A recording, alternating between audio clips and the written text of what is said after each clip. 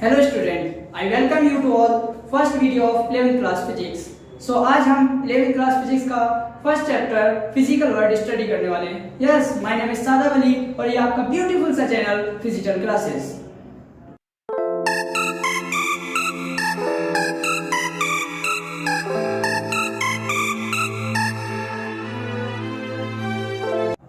Mostly student इस chapter को छोड़ देते हैं कि इससे एग्जाम में कुछ नहीं पूछा जाता।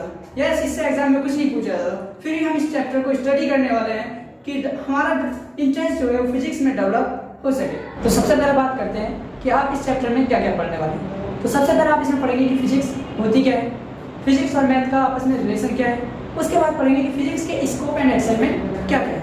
स्कोप की बात करें तो स्कोप में आपके यानी कि आप 11th और 12th में क्या क्या सिलेबस पढ़ने वाले हैं, यानी कि आपने आपका 11th और 12th दोनों का सिलेबस का इसमें ओवरव्यू होगा। चलिए चलते हैं कि फिजिक्स होती क्या है।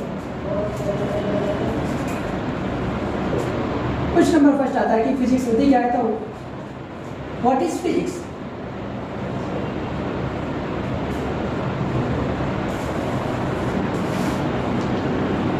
अगर आप बुक उठाते हैं, इंटरनेट पर सर्च करते हैं तो आपको बहुत सारी डेफिनेशन मिल जाएगी। फिजिक्स नेचर के लिए बताती है, फिजिक्स ये होता है वो होता है, लेकिन फिर भी अगर हम फिजिक्स की बात करें तो फिजिक्स की डेफिनेशन होती है it tells us about the nature and natural phenomena.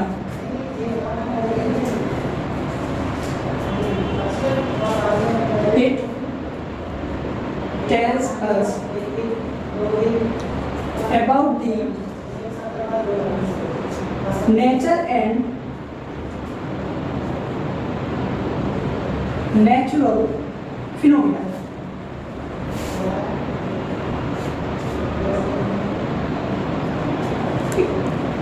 यानी कि हमें नेचर के बारे में बताती है और नेचुरल फिनोमिना के बारे में बताती है। दूसरी डेफिनेशन की बात करें ये होता है it tells us why and how the things behave as they do and predict the future। अब इसका मतलब क्या है कि हमें क्यों बताती है कि जो आपकी वस्तुएं हैं, थिंग्स है, वो कैसा बिहेव करती हैं, क्यों करती हैं और उनसे फ्यूचर प्रेडिक्ट कैसे किया जा सकता है। अगर हम बात करें इस मार्कर की, मार्कर को जैसे ऊपर से आप थोड़ी हाइट से नीचे की तरफ गिराएं तो ये ऐसा आएगा। तो ये गिर क्यों गया? सबसे पहला रीजन आता है कि ये नीचे ही क्यों गिरा, ये ऊपर की तरफ क्यों नहीं गिरा, यानी कि पहला क्वेश्चन आया था व्हाई। दूसरी बात करें हाउ की बात करें तो हाउ मतलब कैसे। अब इसी चीज को आप ग्रेविटेशन लॉ की बात कर सकते हैं, जैसे कि ये जो सन और अर्थ है ये एक दूसरे से कैसे मूव कर रहे हैं। हाउ की बात करें तो हाउ में आ जाएगा कि जैसे कि ये पंखा घूम रहा है, फैन चल रहा है, उसके बाद अर्थ के चारों तरफ मून रोटेट कर रहा है और सन जो है के चारों तरफ अर्थ रोटेट कर रही है, यानी कि यूनिवर्सल ऑफ ग्रेविटेशन आ जाता है जो आप 9th में पढ़ चुके होते हैं। उसके बाद आता है फ्यूचर प्रेडिक्ट। फ्यूचर प्रेडिक्ट का मतलब होता है कि आप इसी मार्कर को थोड़ी हाइट, इस हाइट से ना गिरा के इसे किसी बिल्डिंग पर ले जाकर गिराएं, यानी कि 20 मीटर की एक बिल्डिंग है और उससे जाके गिराएं तो कितना टाइम लगेगा। तो ये आपको क्या देता है? फ्यूचर आता है। अभी आप इसे रियल में तो करेंगे नहीं कि आप इसे लेकर 20 मीटर की मंजिल पर चढ़ेंगे और उसके बाद ऊपर से गिराएंगे, फिर टाइम कैलकुलेट करेंगे। तो आपको सिंपल क्या करेंगे, इक्वेशन ऑफ द मोशन लगाएंगे और निकाल लेंगे कितने टाइम में ये डिस्टेंस कवर की।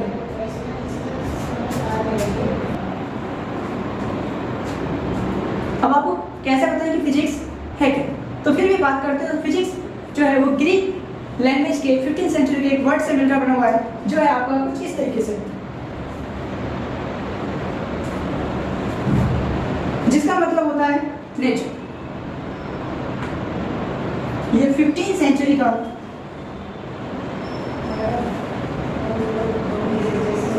ग्रीक लैंग्वेज का वर्ड, ठीक है, जिसका मतलब क्या होता है आपका नेचर। यानी कि ये वर्ड है कि वो लोग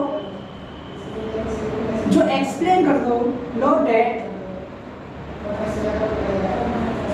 explain the physical world.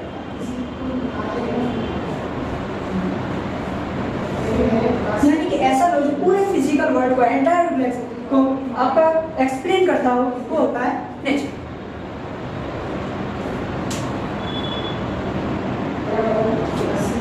तो फिजिक्स जो है वो आपके बेसिक लॉ ऑफ नेचर को एक्सप्लेन करती है। वैसे मेरे लिए तो फिजिक्स एक लव की तरह है, लेकिन आप कहेंगे कि सर आप तो लव बोल रहे हैं, लेकिन हमारे लिए तो ऐसा नहीं है, आपको तो क्वेश्चन नहीं आता कि हमसे तो न्यूमेरिकल नहीं होते, हमारी तो समझ नहीं आती। तो समझ में आपको इसलिए नहीं आती क्योंकि आप इसे समझते नहीं, ठीक है।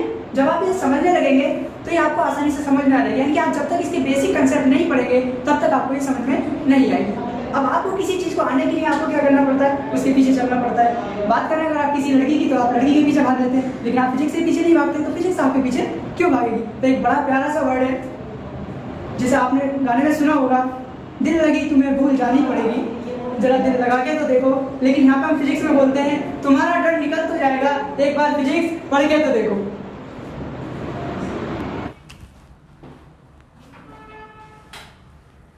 अब बात कर लेते हैं two fundamental principle of the physics की, कैसे कौन कौन से फंडामेंटल प्रिंसिपल हैं जिसके ऊपर फिजिक्स चलती है। तो टू फंडामेंटल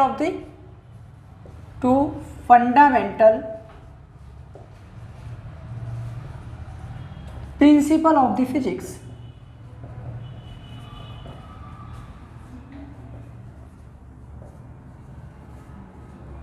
तो बेसिक टू फंडामेंटल कौन कौन से होते हैं, एक होता है आपका यूनिफिकेशन,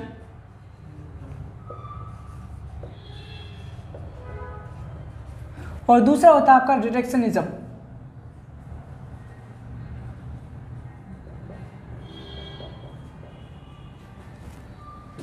यूनिफिकेशन जैसे कि आपका नाम से ही हो रहा है कि किसी अगर एक लॉ को यूनिफाई करता हो उसे यूनिफिकेशन बोलते हैं, और रिडक्शनिज्म जो बहुत सारी चीज़ों के बारे में बताता हो। तो एक एक करके लेते हैं। यूनिफिकेशन का मतलब होता है attempt to explain various phenomena और law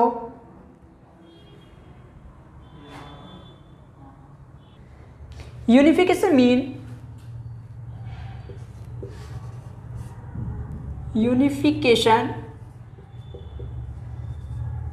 mean to attempt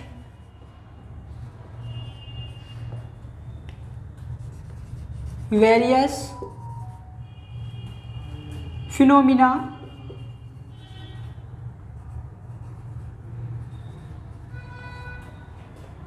through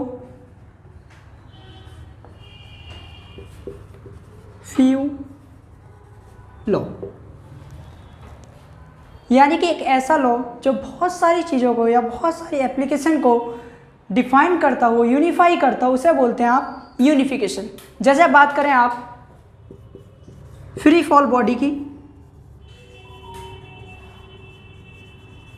दूसरी बात करें satellite,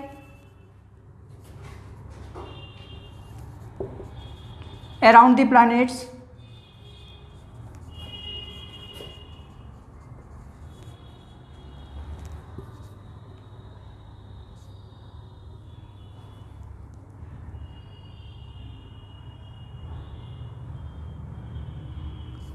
earth moving around the sun, इन सब में आपका एक ही लॉ लगता है जिसे बोलते हैं आप universal law of gravitation.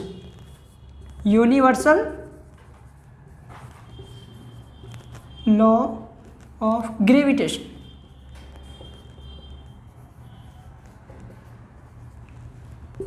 F equal to G(m1 m2 over r square, यानी कि किसी दो बॉडी के बीच में लग सकता है, कोई भी दो प्लैनेट्स के बीच में लग सकता है, या फिर फ्री फॉल बॉडी का मतलब जैसे कि यह बॉडी है, इसे आप ऊपर से छोड़ें तो ऊपर से छोड़ने के बाद में ये ग्रेविटी की वजह से नीचे आती है, तो इसमें एक बॉडी आपका ये मार्कर हो गया, दूसरी बॉडी आपकी अर्थ होगी। इन दोनों के बीच में एक फोर्स काम कर रहा है जिसे आप यूनिवर्सल लॉ ऑफ ग्रेविटेशन बोलते हैं। अब इन तीनों को एक ही लॉ क्या कर रहा है, आपका यूनिफाई कर रहा है, तो ये आता है आपका यूनिफिकेशन में। या फिर दूसरी बात करें आप फ्रिक्शन की, तो फ्रिक्शन का मतलब क्या है कि जब दो बॉडी आपस में मोशन कर रही है, यानी कि एक बॉडी दूसरी बॉडी के रेस्पेक्ट में मोशन कर रही है, तो उन दोनों के बीच के कॉन्टैक्ट सरफेस पर क्या है, एक फोर्स लगता है जो उसकी मोशन को अपोज करता है। जब कोई बॉडी एक दूसरी बॉडी के ऊपर रेस्पेक्ट में चलती है तो उसकी मोशन की वजह से क्या जाता है, उसमें फ्रिक्शन काम करता है जिससे कि हीट जनरेट होती है। जैसे कि आपने देखा होगा बचपन में एक आपके पास कार होती थी, छोटी सी कार, जिसे आप पीछे की तरफ को ले जाते थे और फिर छोड़ते थे। जैसे आप पीछे की तरफ को ले जाते थे वो काइनेटिक से क्या हो जाती, एनर्जी मिल जाती थी। उसके बाद में उसकी स्प्रिंग को एनर्जी मिल जाती थी, उसे आप छोड़ते थे तो फिर वो आगे को चली जाती थी।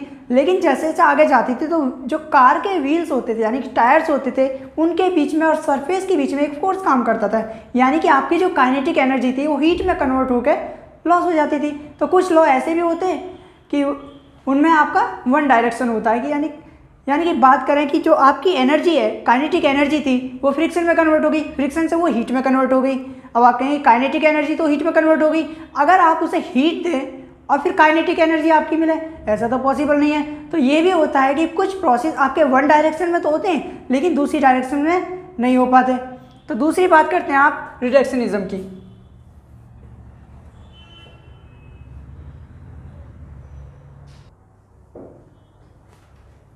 तो रिडक्शनिज्म मीन होता है टू स्टडी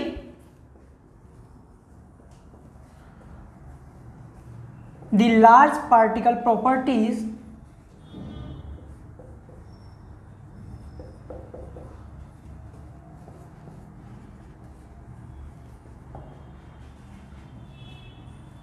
by a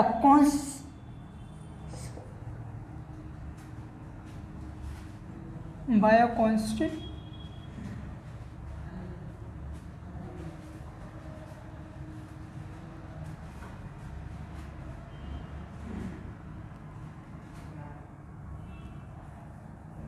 निकल definition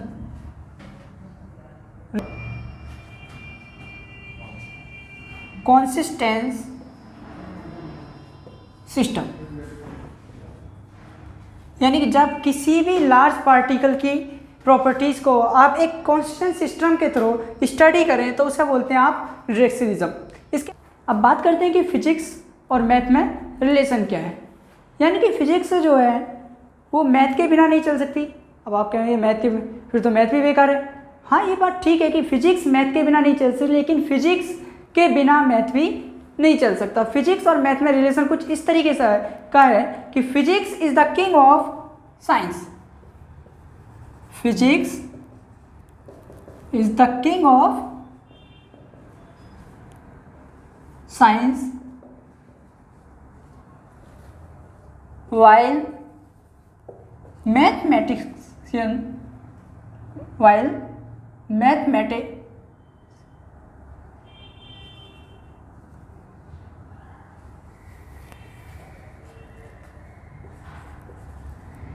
while mathematics is the queen of the science। अब इस बात को आप भी जानते हैं कि जब तक क्वीन नहीं होगी तो राजा भी बेकार है। तो ये दोनों एक दूसरे से बहुत अच्छा रिलेशन बनाते हैं। जैसे अगर आप फिजिक्स में मैथ यूज ना हो तो मैथ वाले जो होंगे वो जॉबलेस हो जाएंगे, लेकिन अगर मैथ ही ना हो तो फिजिक्स पढ़ना भी मुश्किल हो जाएगा। इसलिए मोस्टली जो बायोलॉजी वाले स्टूडेंट हुए हैं, बायो वाले जो होते हैं, उनकी फिजिक्स थोड़ा कमज़ोर होती है क्योंकि उन्हें मैथमेटिक्स में थोड़ी कम समझ में आती है। पर ऐसी कोई बात नहीं है, जो पढ़ने वाला होता है यानी कि जो हार्ड स्टडी करने वाला होता है उसके लिए सारे सब्जेक्ट ईजी होते हैं, चाहे वो मैथ हो, बायो हो, केमिस्ट्री हो या फिजिक्स हो, उससे कोई लेना देना नहीं होता है। अब इसके बात करते हैं कि आपके फिजिक्स के स्कोप क्या क्या है। तो स्कोप ऑफ द फिजिक्स,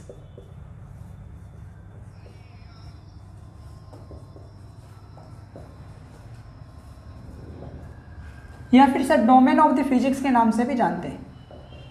तो फिजिक्स के आपके दो डोमेन होते हैं, एक होता है आपका मैक्रोस्कोपिक और दूसरा होता है आपका माइक्रोस्कोपिक।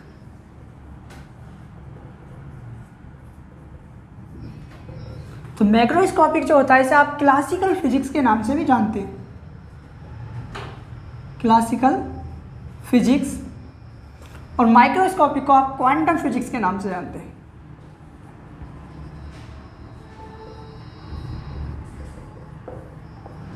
ठीक है, तो मैक्रोस्कोपिक को भी कुछ पार्टों में डिवाइड किया गया है।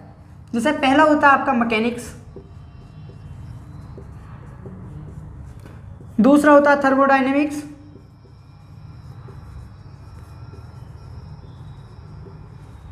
तीसरा होता है आपका इलेक्ट्रोडायनामिक,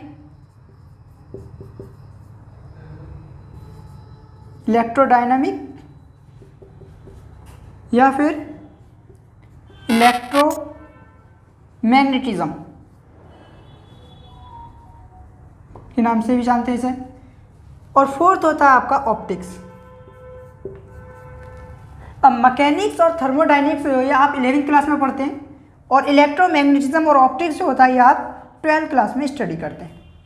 ठीक है, अब इन्हें एक एक को देख लेते हैं कि ये क्या क्या आप मैकेनिक्स में पढ़ने वाले हैं, क्या क्या थर्मोडायनेमिक्स में पढ़ने वाले हैं, क्या आप इलेक्ट्रोमैग्नेटिक या इलेक्ट्रोडायनेमिक्स में पढ़ेंगे, और उसके बाद क्या क्या ऑप्टिक्स में पढ़ेंगे।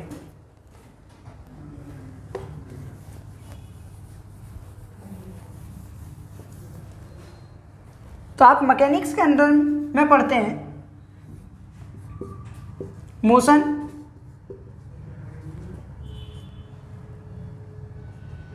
इन स्ट्रेट लाइन,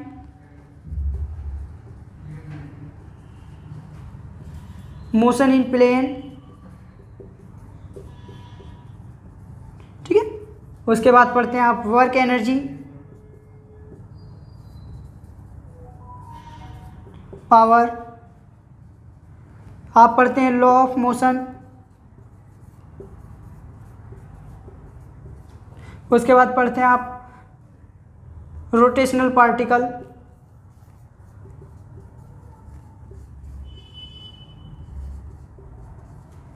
उसके बाद आप स्टडी करते हैं इसमें ग्रेविटेशन की, यानी कि ग्रेविटी वगैरह की।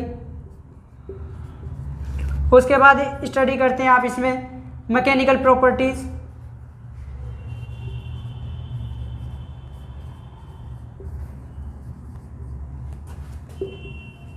Of solid and fluid.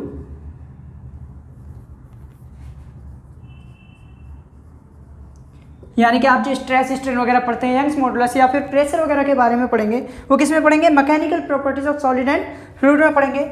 उसके बाद पढ़ते हैं आप इसमें ऑसिलेटरी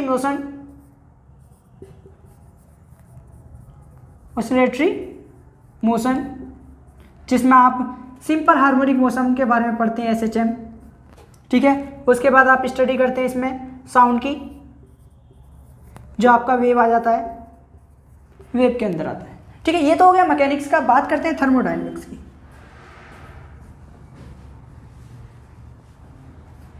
कि थर्मोडायनेमिक्स में आप क्या क्या स्टडी करने वाले हैं। तो थर्मोडायनेमिक्स में सबसे पहले आप स्टडी करते हैं हीट की, उसके बाद हीट पंप आते हैं आपके, ठीक है। उसके बाद आपका रेफ्रिजरेटर आता है, जिसे आप अपने घर पर फ्रिज के नाम से जानते हैं, ठीक है। उसके बाद आपका कार्नोट साइकिल आता है, कार्नोट साइकिल या फिर इसे आप कार्नोट इंजन के नाम से भी जानते हैं, ठीक है। उसके बाद में आता है कि हीट किस तरीके से ट्रांसफ़र हो सकती है। तो हीट ट्रांसफ़र करने के लिए आपका क्या होता है, मीडियम की जरूरत होती है। एक होता है आपका कंडक्शन मीडियम, ठीक है। दूसरा होता है कन्वेक्शन, तीसरा होता है रेडिएशन।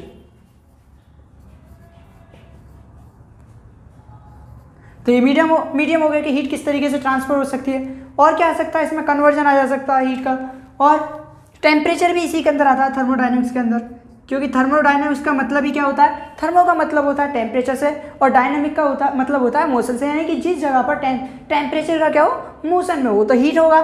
तो हीट कब जाती है, जब एक जगह से दूसरी जगह टेम्परेचर कम या ज़्यादा होता है, तो वो हीट होता है। हीट पंप टेम्परेचर को इंक्रीज करने के लिए हीट पंप की जरूरत पड़ती है। रेफ्रिजरेटर क्या, टेम्परेचर को कम करने के लिए यूज किया जाता है। कार्नोट साइकिल और इंजन जो होता है, ये क्या होता है आपका, एक आइडियल इंजन होता है जिसकी इफिशियंसी 100% होती है, जिसका मतलब होता है कि जितना आप उसे इनपुट दे रहे हैं उतना ही आपको आउटपुट मिले। कोई भी चीज़ तभी 100% आइडियल होगी। कंडक्शन, कन्वेक्शन और रिडक्शन, ये आपकी प्रॉपर्टीज आती हैं। तो इसमें टेम्परेचर सबसे ज़्यादा इंपॉर्टेंट होता है, ठीक है। उसके बाद कर लेते हैं बात इलेक्ट्रो डायनामिक या फिर इलेक्ट्रोस्टैटिक्स की। इलेक्ट्रो डायनामिक या फिर इलेक्ट्रोमैग्नेटिज्म की?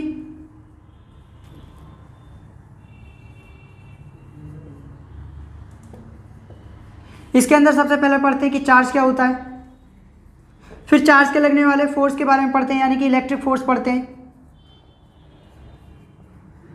ठीक है। उसके बाद में पढ़ते हैं आप कि इलेक्ट्रिक फील्ड इंटेंसिटी या फिर डिफरेंट पार्टिकल पर डिफरेंट चार्जेस पर कितना फोर्स होगा। उसके बाद पढ़ते हैं आप गॉस थ्योरम,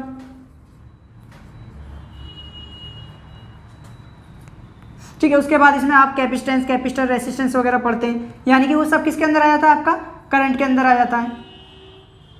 उसके बाद पढ़ते हैं इसमें आप मैग्नेट, इलेक्ट्रोमैग्नेट के बारे में,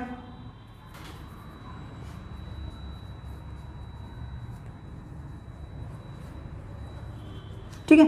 और उसके बाद पढ़ते हैं इसमें आप डायनेमो या जनरेटर के बारे में या फिर जनरेटर। उसके बाद पढ़ते हैं आप इसमें अल्टरनेट करंट, यानी कि जिसे आप एसी करंट के नाम से जानते हैं।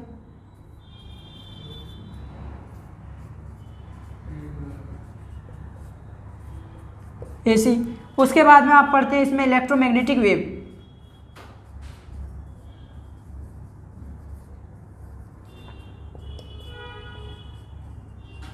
ठीक है।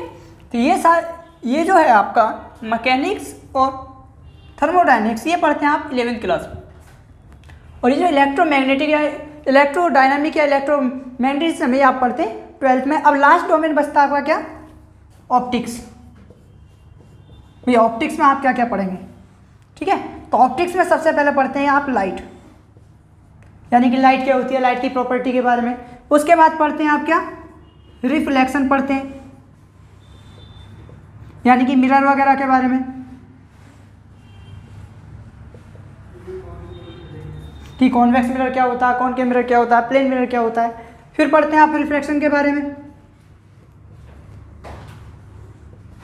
रिफ्लेक्शन में क्या आते हैं, आपके लेंस वगैरह आ जाते हैं कि आपका कॉन्वेक्स लेंस है या फिर कॉनकेव लेंस है, कि कौन सा लेंस लग रहा है। उसके बाद आ जाते हैं क्या आप ह्यूमन आई के बारे में। उसके बाद आपके डिवाइसेस आ जाते हैं कि माइक्रोस्कोप क्या है, टेलीस्कोप क्या है।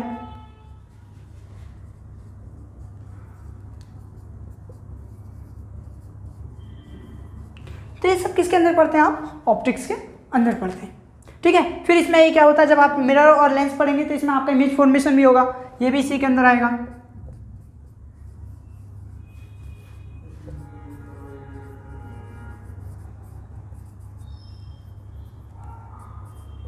तो ये सब जो आप स्टडी करते हैं, ये करते हैं आप क्लासिकल फिजिक्स के अंदर, यानी कि मैक्रोस्कोपिक में। मैकेनिक्स, थर्मोडायनेमिक्स, इलेक्ट्रोमैग्नेटिक्स और ऑप्टिक्स। इलेक्ट्रोमैग्नेटिक्स और ऑप्टिक्स जो होता है ये आप 12th क्लास में स्टडी करते हैं, ठीक है। तो इसे जल्दी से नोट कर लीजिए। अब बात कर लेते हैं आप माइक्रोस्कोपिक की, यानी कि इसमें माइक्रोस्कोपिक क्वांटम फिजिक्स में आप क्या क्या पढ़ते हैं। तो क्वांटम फिजिक्स में सबसे पहले पढ़ते हैं आप एटम के बारे में, कि एटम क्या होता है। फिर पढ़ते हैं आप नेचर ऑफ इलेक्ट्रॉन के बारे में, कि इलेक्ट्रॉन का नेचर क्या होता है, मास ऑफ द इलेक्ट्रॉन क्या होता है, नेचर ऑफ इलेक्ट्रॉन। उसके बाद में पढ़ते हैं आप फोटोन के बारे में। अब ये फोटोन क्या होता है, अभी फोटोन क्या होता है, पैकेट ऑफ एनर्जी होता है, पैकेट्स ऑफ एनर्जी, ठीक है। उसके बाद इसमें पढ़ते हैं आप सेमीकंडक्टर के बारे में। सेमीकंडक्टर मीन्स क्या हो गया, जितने भी आपके मोबाइल बने होते हैं या फिर टैबलेट बने होते हैं, कंप्यूटर हो गए, लैपटॉप हो गए, सब किसके बने होते हैं, सेमीकंडक्टर के बारे में होते हैं। और उसके बाद में ये सब किसके अंदर आता है, आपका न्यूक्लियर फिजिक्स के अंदर आता है, न्यूक्लियर फिजिक्स। यानी कि आप इसमें क्वांटम मतलब छोटी छोटी, माइक्रो का मतलब जैसे जानते हैं आप, माइक्रो का मतलब होता है छोटा, तो छोटे छोटे पार्टिकल या छोटे छोटे एलिमेंट्स के बारे में आप इसमें बात करते हैं। अब बात कर लेते हैं आप एक्सपेरिमेंट ऑफ द फिजिक्स की, यानी कि फिजिक्स कहाँ कहाँ पर यूज होती है, कैसे कैसे होती है।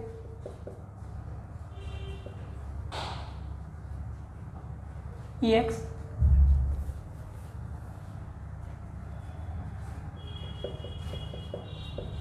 एक्सपेरिमेंट ऑफ द फिजिक्स,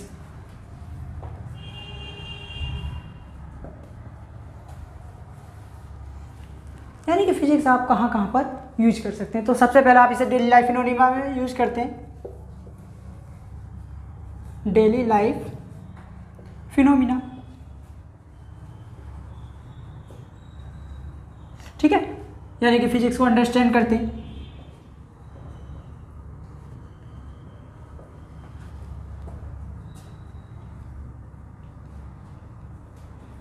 उसके बाद आप इसमें एक्सपेरिमेंट करते हैं, यानी कि जितने भी आपके लॉ होंगे उन्हें क्या करेंगे, एक्सपेरिमेंट कर करके देखेंगे। एक्सपेरिमेंट हो जाएगा, उसके बाद इसके एप्लीकेशन हो जाएंगे। एप्लीकेशन की बात करें तो जैसे कि आपका क्या होता है, रोबोट जो है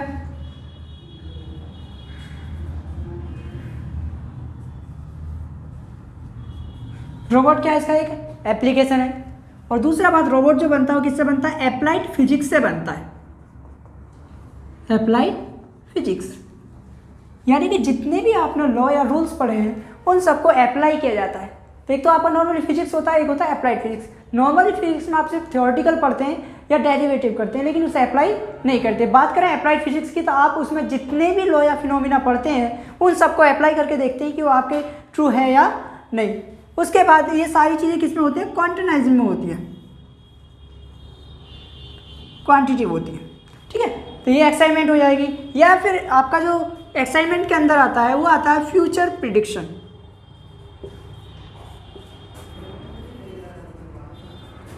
वही फ्यूचर प्रिडिक्शन क्या है, यानी कि इसमें आप फ्यूचर देख सकें। फ्यूचर देखने का मतलब क्या है, जैसे कि आपका गूगल मैप। अब गूगल मैप क्या करता है, जैसे आपको यहाँ से कहाँ जाना है, दिल्ली जाना है। अब दिल्ली जाने के लिए आप गूगल पर डालेंगे, अपनी लोकेशन डालेंगे और जहाँ दिल्ली आपको जाना है वहाँ डालेंगे। तो यहाँ से वहाँ तक की डिस्टेंस कितनी है, एक तो आपका गूगल मैप उसे बता देगा। दूसरी बात, अगर आप कार से जा रहे हैं तो उसके लिए रास्ता बताएगा, किस रास्ते से जाएंगे और कितना टाइम वहाँ पर ले सकते हैं और उसमें कितनी डिस्टेंस ट्रेवल होगी। अगर आप बाइक से जा रहे हैं तो आपके लिए दूसरा रास्ता दिखाएगा, अगर आप पैदल जा रहे हैं तो उसके लिए आपको और शॉर्टकट दिखाएगा। तो इसमें क्या हो जाता है, आप अपने फ्यूचर पता कर लेते हैं कि आप कितनी मिनट में या कितने आवर में उस डिस्टेंस को ट्रेवल कर लेंगे। तो ये आता है आपका एक्साइनमेंट ऑफ द फिजिक्स के अंदर। अब बात करते हैं आप fundamental forces in the nature, यानी कि नेचर में कौन कौन से फंडामेंटल फोर्स होते हैं जो आप पे एग्जिस्ट करते रहते हैं। तो फंडामेंटल फोर्सेस या फोर्स इन नेचर,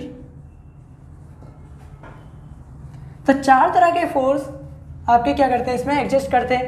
पहला होता है आपका ग्रेविटेशनल फोर्स।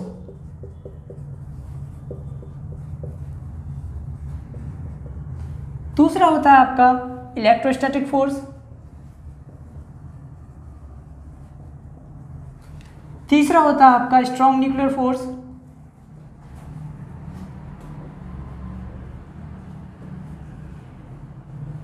और चौथा होता है आपका वीक न्यूक्लियर फोर्स।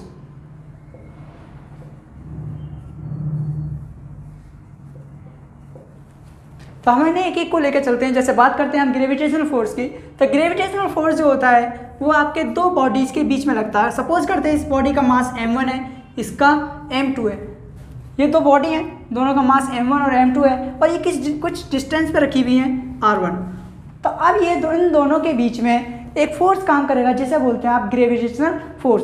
ये जो है आपका यूनिवर्सल फोर्स के नाम से भी जाना जाता है। ये 2 बॉडी के लिए नहीं, 2 प्लैनेट के बीच में भी काम करता है। जैसे कि आपके अर्थ के चारों तरफ सैटेलाइट टर्न कर रही है तो वो एक दूसरे से बंधी हुई है। तो ये होता है आपका F=G m1m2/r², जहाँ पर आपका जो कैपिटल G होता है ये होता है ग्रेविटेशनल कांस्टेंट।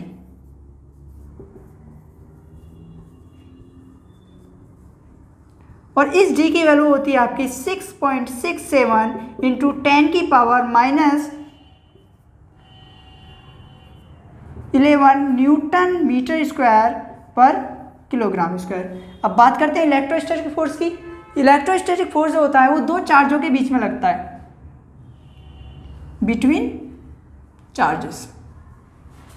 अब चार्जेस आपके पॉजिटिव भी हो सकते हैं, नेगेटिव भी हो सकते हैं। सपोज करते हैं कि ये 2 आपके चार्ज हैं, Q1 है और दूसरा आपका Q2 है, दोनों आपकी r डिस्टेंस पर रखे हुए हैं। तो इनके बीच में जो लगने वाला वो इलेक्ट्रिक फोर्स होगा वो इन दोनों के प्रोडक्ट के इक्वल डायरेक्टली प्रोपोर्शनल और बीच की डिस्टेंस के स्क्वायर के इन्वर्सली प्रोपोर्शनल होगा। यहाँ पे जब आप इस प्रोपोर्शनल को हटा देते हैं तो यहाँ पर आ जाता है 1/4 पाई एप्सिलॉन 0 के Q1 Q2 over are square. ये जो होता है आपका 1/4 पाई एप्सिलॉन 0, इसकी वैल्यू फिक्स होती है जिसे बोलते हैं आप 9 × 10⁹ न्यूटन मीटर स्क्वायर पर कूलाम स्क्वायर। कूलाम क्या है, चार्ज की जो यूनिट होती है वो आपकी कूलाम होती है। और ये जो आपका एप्सिलॉन 0 होता है इसकी वैल्यू होती है आपकी 8.85 × 10⁻12 कूलाम स्क्वायर पर न्यूटन मीटर स्क्वायर। इसे आप डाइलेक्ट्रिक कांस्टेंट भी बोलते हैं। क्या बोलते हैं आप एप्सिलॉन 0 को?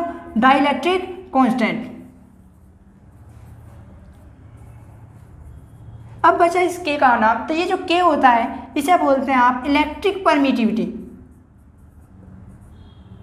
इलेक्ट्रिक परमिटिविटी,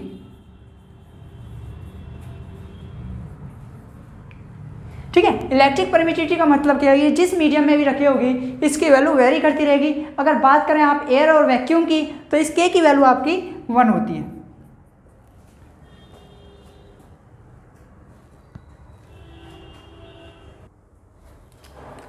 तो जैसे आप इसे एफ ग्रेविटेशनल फोर्स को आप Fg मान लेते हैं और इलेक्ट्रोस्टैटिक फोर्स को आप Fc मान लेते हैं या फिर Fe मान लेते हैं। Fe ठीक रहेगा, इलेक्ट्रोस्टैटिक फोर्स।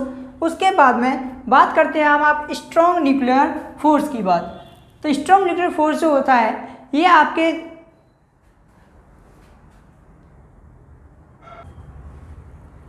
अब बात करते हैं आप स्ट्रॉन्ग न्यूक्लियर फोर्स की। तो स्ट्रॉन्ग न्यूक्लियर फोर्स जो होता है ये किसी भी न्यूक्लियस में प्रोटॉन और न्यूट्रॉन के बीच में लगने वाला फोर्स होता है। यानी कि न्यूक्लियस जो होता है वो कैसा होता है आपका, उसमें आपके प्रोटॉन और न्यूट्रॉन दोनों एग्जिस्ट करते हैं। प्रोटॉन पर आपका पॉजिटिव चार्ज होता है और नेगेटिव न्यूट्रल होता है, लेकिन फिर भी ये एक दूसरे को क्या करता रहता है, एक फोर्स के जरिए बांधा रहता है, जिसे बोलते हैं आप स्ट्रॉन्ग न्यूक्लियर फोर्स।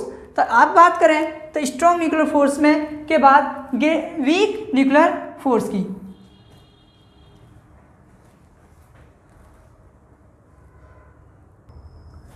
अब बात करते हैं आप वीक न्यूक्लियर फोर्स की, यानी कि आपने पहले ग्रेविटेशनल फोर्स कर लिया, इलेक्ट्रोस्टैटिक कर लिया, स्ट्रॉन्ग कर लिया। अब बात आ गई आपकी किसकी? वीक न्यूक्लियर फोर्स की। तो वीक न्यूक्लियर फोर्स जो होता है वो किसी भी न्यूक्लियस में या फिर कुछ जगह ऐसी जगह पर अपीयर होता है जहाँ पर आपके बीटा पार्टिकल डिके होते हैं। कौन से पार्टिकल? बीटा पार्टिकल आपके डिके होते हो।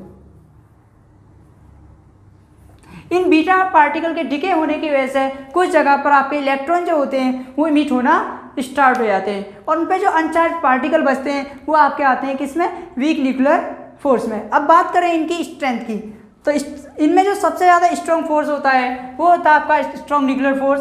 उसके बाद में आता है क्या? आपका इलेक्ट्रोस्टैटिक फोर्स। उसके बाद में आता है आपका 3rd नंबर पर वीक न्यूक्लियर फोर्स और 4th नंबर पर आता है आपका ग्रेविटेशनल फोर्स। अब इनकी स्ट्रेंथ की बात करते हैं, तो इन्हें नोट कर लीजिए, फिर इनकी स्ट्रेंथ बताते हैं। अभी आपने ग्रेविटेशनल फोर्स पढ़ा तो वो Fg से डिनोट करा था, इलेक्ट्रोस्टैटिक फोर्स को आपने Fe से डिनोट करा था, स्ट्रॉन्ग न्यूक्लियर फोर्स को आपने Fsn से डिनोट कर रहे और वीक न्यूक्लियर फोर्स को आप Fwn से डिनोट करते हैं। अब बात करते हैं इनकी किसकी? स्ट्रेंथ की, कि कौन सा फोर्स सबसे ज़्यादा स्ट्रेंथ। अभी ये बताया हमने कि 1st नंबर पे कौन सा आता है आपका? स्ट्रॉन्ग न्यूक्लियर फोर्स आता है। 2nd नंबर पे कौन सा आता है आपका? इलेक्ट्रोस्टैटिक फोर्स आता है। 3rd नंबर पे कौन सा आता है आपका? वीक न्यूक्लियर फोर्स आता है और 4th नंबर पे आता है आपका ग्रेविटेशनल फोर्स। यानी कि एंटायर गैलेक्सी में या यूनिवर्स में जो आपका सबसे वीकेस्ट फोर्स है वो आपका ग्रेविटेशनल फोर्स है। ग्रेविटेशनल फोर्स जो होता है वो आपके स्ट्रॉन्ग फोर्स का 10⁻39 टाइम्स वीक होता है। कितना? 10⁻39 टाइम्स। बात करें आप इलेक्ट्रोस्टैटिक फोर्स की, तो इलेक्ट्रोस्टैटिक फोर्स जो होता है वो आपके स्ट्रॉन्ग न्यूक्लियर फोर्स से 10⁻2 टाइम्स वीक होता है। बात करें आप वीक न्यूक्लियर फोर्स की, तो वीक न्यूक्लियर फोर्स जो होता है वो आपका स्ट्रॉन्ग न्यूक्लियर फोर्स से 10⁻13 टाइम्स वीक होता है। अगर आप इनका रेशियो निकालना चाहें तो कैसे निकालेंगे? सबसे पहले लिखेंगे आप Fsn, ठीक है। उसके बाद में लिखेंगे आप 2nd नंबर पर Fe, 3rd नंबर पर लिखेंगे आप किसका? Vn, Wn, उसके बाद में लास्ट पे लिखेंगे आप क्या, एफ जी। और इनके ग्राफ बनाने की बात करें तो इनका ग्राफ कुछ इस तरीके से आता है। अगर ये 1 है तो ये क्या होगा, 10 की पावर -2 टाइम्स। इसकी बात करें तो ये हो जाएगा 10 की पावर -13 टाइम्स। इसकी बात करें तो 10 की पावर -39 टाइम्स। अगर आपसे कोई रेशियो पूछ ले कि स्ट्रॉन्ग न्यूक्लियर फोर्स, ये फंडामेंटल फोर्स जो होते हैं उनका रेशियो क्या होता है, तो सबसे पहले आप इंक्रीज डिक्रीजिंग ऑर्डर में लिखेंगे 1, 10 की पावर -2, 10 की पावर -13 और 10 की पावर -39। अगर इन्हें इंक्रीजिंग ऑर्डर में पूछ ले तो सबसे पहले कैसे लिखेंगे आप, 10 की पावर -39, उसके बाद 10 की पावर -13, उसके बाद 10 की पावर -2, सबसे बाद में आपका 1 हो जाएगा। तो इस तरीके से आप रेशियो भी पता कर सकते हैं कि आपके जो फंडामेंटल फोर्सेस हैं उनके बीच में जो रेशियो है वो कितना है। मोस्टली आपके नीट वगैरह के एंट्रेंस में पूछ लिया जाता है, नीट और जेईई के एंट्रेंस में पूछ लिया जाता है, तो इसे आप याद रखेंगे, ये आपके लिए बहुत ज़्यादा इंपॉर्टेंट होता है। अब बात करते हैं आप कंजर्वेशन लॉ इन फिजिक्स, यानी कौन कौन से लॉ आपके कंजर्व रहते हैं। कंजर्वेशन लॉ इन फिजिक्स,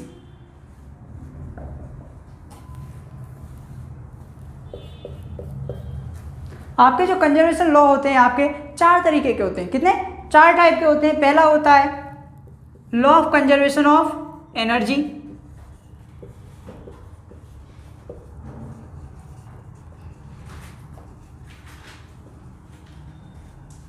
ठीक है।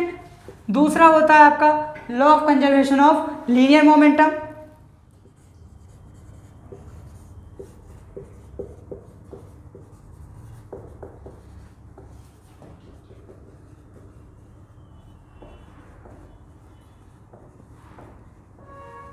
आपका law of conservation of angular momentum, conservation of angular momentum. और फोर्थ होता है आपका law of conservation of charges.